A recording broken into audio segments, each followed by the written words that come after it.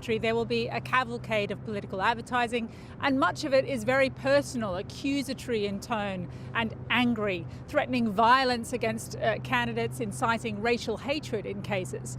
But it is difficult to escape the role the president may have played in all of this. One of his own supporters in Texas this week told me he's nasty, and that's why a lot of people like him. At the rally I went to earlier this month in Iowa, he ran through his usual list of targets, including naming and mocking individual Democrats, Maxine Waters, Hillary Clinton, President Obama, among others. He also runs through a list that includes Dianne Feinstein, for example, and Richard Blumenthal. Now, he gets lots of laughs, but he's also demeaning and personally attacking them, using the White House as a launch pad. And as a member of the media at his rallies, it is very standard, really, for him to provoke chants against journalists in the room as we do our jobs, and he accuses us of fake news. CNN is always a particular target, and a target that the audience responds to very enthusiastically. So it's from that standpoint that he is now attempting to call for unity. And at his rally last night, he looked for someone else to blame, a familiar target, again the media, who he accuses of enabling hatred through our inaccurate reporting. Our international editor, Lindsay Hilsum, has this. In the early hours, police were called to the film star Robert De Niro's Manhattan restaurant, where a suspected parcel bomb had been found. It was removed by a secure vehicle. De Niro is well known for his liberal views, and he's echoed President Trump's at times violent language. He talks how he wants to punch people in the face. Well, I'd like to punch him in the face. Two suspect devices addressed to former Vice President Joe Biden were found at a post office in Delaware. So far, the bombs, all of which were sent to Democrats, have been apprehended and defused, and none has caused any injury. Before today's suspicious packages addressed to De Niro and Biden, parcels containing pipe bombs were sent to the homes of Barack Obama and Hillary Clinton, amongst others, including Obama's former Attorney General Eric Holder and Democratic Congresswoman Maxine Waters. Another was addressed to the former CIA Director John Brennan at CNN, where he's often a guest, and one to the billionaire philanthropist George Soros. Donald J. Trump. At a rally in Wisconsin last night, the president was trying to sound presidential. No nation can succeed that tolerates violence or the threat of violence as a method of political intimidation, coercion, or control. We all know that. He was slightly surprised at his own restraint. And by the way, do you see how nice I'm behaving tonight? This is like, have you ever seen this? And although CNN had just been sent a pipe bomb, was soon back to his customary rhetoric against journalists. The media also has a responsibility to set a civil tone and to stop the endless hostility and constant negative and oftentimes false attacks and stories. Have to do it. That was mild compared to Monday in Houston, when he encouraged his adoring supporters to chant, "CNN sucks." Don't worry, I don't like him either, okay? And he roused the old cry against his defeated opponent Hillary Clinton, "Lock her up." This was the bomb addressed to the former CIA director. With investigations still underway, there's no direct link to presidential rhetoric. But today, the mayor of New York did make a connection. We've got to stop talking about Donald Trump all the time. There's other things going on in our society besides the president. The hatred that's out there has existed in this country for a long time. He has given it license. He has given it permission. He has made it easier for those voices of hate to come forward. That is a fact. Police cordoned off De Niro's New York restaurant through the day. The FBI said this evening that they were focusing on leads in Florida and that all 10 parcel bombs had gone via the US Postal Service.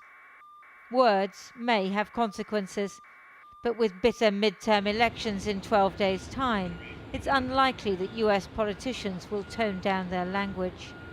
Well, I'm joined now from Philadelphia by James Maxwell. He's a former FBI bomb technician and investigator, and he was involved in several high-profile investigations, including the hunt for the 2013 Boston Marathon bomber. Mr. Maxwell, thank you for joining us. I know you're familiar with these kinds of inquiries. Given the explosive devices, how viable do you think they were? Well, that remains to be seen. What's unusual about this case is that you have a large amount of supposedly explosive devices, but nothing was initiated. And when that's fortunate, I'm glad that nothing did go off.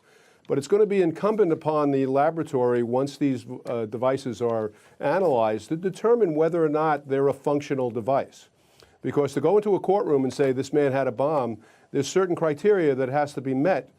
And it's incumbent upon the government to prove that this was a dangerous device. And that hasn't been established yet. And right now we're at the beginning stages of trying to analyze and determine whether or not these devices are in fact bombs. They look like bombs, but none of them have functioned yet. And the laboratory is going to have to determine whether or not the design of this device could function. And from what you're hearing about the investigation, is it likely to be a group or an individual that's responsible? Well, that again, the investigation, we'll have to see where it takes us. A timeline has to be built here on when these devices were introduced into the public sector. In other words, were they mailed through the U.S. mail? When were they mailed?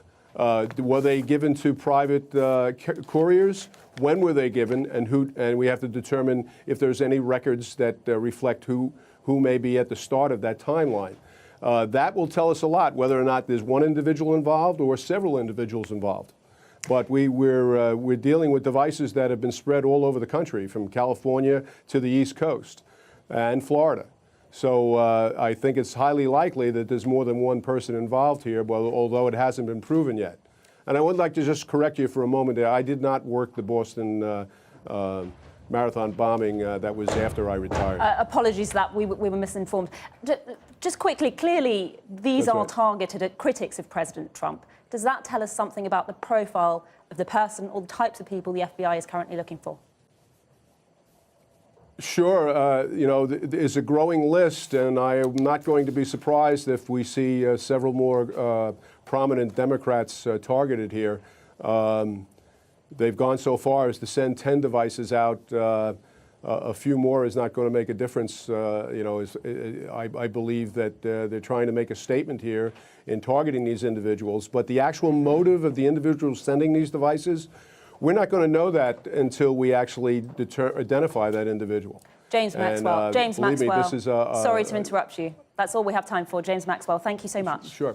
Matt. Thanks, Fatima. Well, with crucial midterm elections in the USA just weeks away, how should the Republican Party react to these pipe bombs? I'm now joined from Washington, D.C. by the Republican strategist Deanna Bass-Williams. Thanks for coming on the program. Do you think the president bears some responsibility for these attacks in the sense that he upped the ante against the journalists at the very beginning of his election campaign in 2016?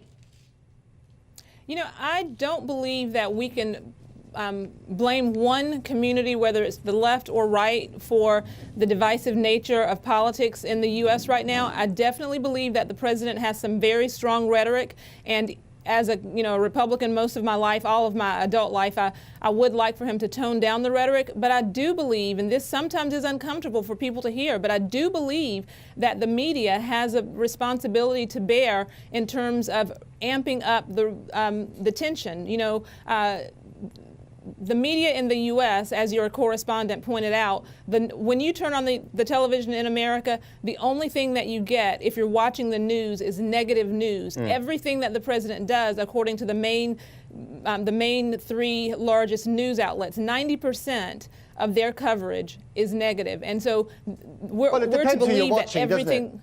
I mean, it's very... I mean, it does, and that's why I said the top three. Sorry to interrupt. The media landscape is incredibly tribal in America, as is politics. Does that not make it incumbent on the commander-in-chief, the president of all Americans, not to lower himself to the level where he uses journalists like Christians in the Colosseum to whip up a crowd at a rally? I do not support the president's rhetoric towards the media. You know, there was a time in my life when I was on the other side of this career, and I was a journalist as well. And so I think that people who go into journalism, people who are journalists, who are honest and sincere, I think that it is the last stand in a democracy, a free and fair press. But it is a free and fair press, and I do not believe that the president always receives fair coverage. Now, that being said, that does not give the president the leeway or the right to be as divisive as he is. Well, but we also have to remember that it takes two to tango, and there on the left we have had members of Congress like Maxine Waters ginning their base up to go attack people in restaurants, at gasoline stations, and so it's very divisive, and it does need to stop. Yes, sorry, but I mean, on the other hand, I was in America during Barack Obama's time. He was attacked by the right-wing media, by Fox News, in incredibly vitriolic ways, and he never stooped to the level of attacking journalists per se. Nor Bill Clinton, by the way, who's received some very vitriolic press. And even under George W. Bush, who was also attacked by the left, he never stooped to that level. So this is a new reality that we're in, isn't it?